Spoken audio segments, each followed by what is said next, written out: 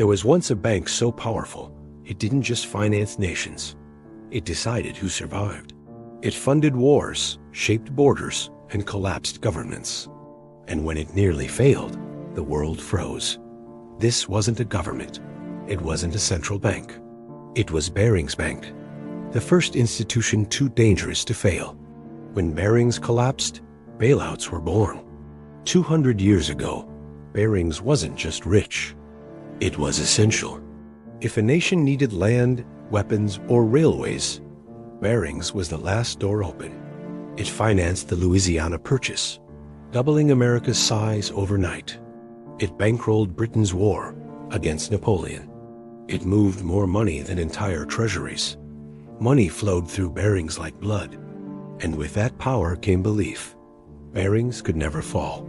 But in 1890, one country shattered that myth. Argentina. Argentina looked unstoppable, endless land. Vast resources, rising population. Investors called it the next America. Barings didn't just believe it. It bet everything on it. Between 1885 and 1890, Barings poured 140 million pounds into Argentina. That's over 23 billion pounds today. This wasn't strategy. It was obsession. There was no IMF, no World Bank, no safety net. Countries borrowed from private banks. Banks didn't just lend, they controlled futures. Debt wasn't a tool, it was power. Barings underwrote Argentine bonds, guaranteed them, held them, sold them to London's elite. In return, it gained influence over policy. Argentina had a government. Barings had leverage. A shadow state built on debt. This wasn't new. Barings had learned wars are funded, not just fought. During Britain's war with France, Barings financed campaigns while opposing the war itself. Morality was flexible. Interest wasn't. Barings even financed both sides of history.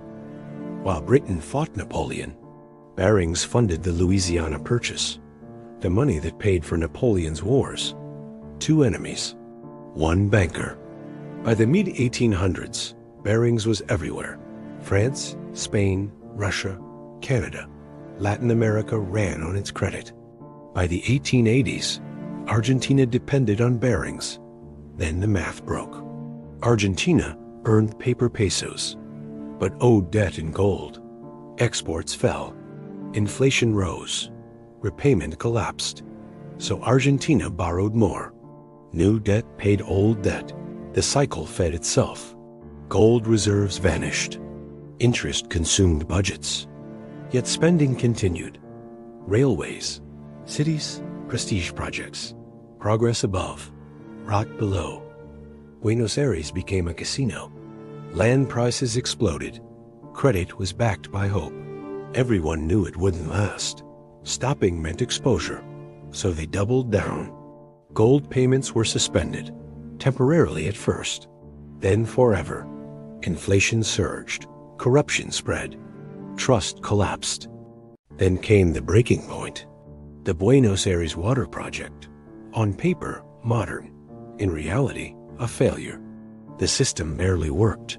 Customers didn't pay. Revenues disappeared. Debts exploded. By 1890, unpaid bills piled up. But interest still had to be paid. Bonds still needed servicing. The pyramid collapsed. Barings tried to hide it. New securities couldn't sell. Investors fled. Admitting truth meant panic. So Barings kept bleeding money. Then Argentina exploded. Soldiers and civilians flooded the streets. The revolution of the park began. The capital was under threat. News reached London by telegram. Panic followed. If Argentina lost control, its debt was worthless. Bond prices crashed. Capital fled. Argentina defaulted. Barings took the hit. Back in London, the numbers were terrifying. Nearly half the balance sheet was worthless. Credit froze. Interest rates spiked. Banks hoarded gold. Then the realization hit. If Barings failed, London would fall. The Bank of England acted in secret. Emergency meetings, quiet warnings. This would be worse than any panic before. Systemic risk had arrived.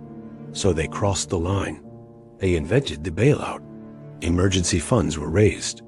France sent gold. Russia added reserves. Elite banks pooled guarantees. Not from kindness, from fear. They weren't saving Barings. They were saving the system.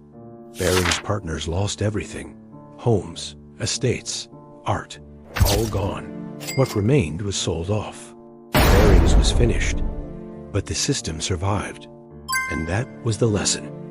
If your failure threatens the system will protect itself. Risk was no longer punished. It was insured. This was the first modern bailout. Secret, elite-driven. Accountability was weak. A precedent was set. Long before 2008. Long before too big to fail.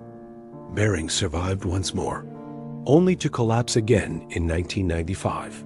Sold for £1 after one trader exposed decades of arrogance. But by then, it didn't matter. The blueprint had already spread. Central banks, government rescues, moral hazard, socialized losses, privatized gains. It all began here. The fall of Barings wasn't just a failure. It was a warning written in debt, and we're still living inside it. If this opened your eyes, hit like and subscribe for more hidden financial history. Because the system doesn't fear collapse, it fears accountability.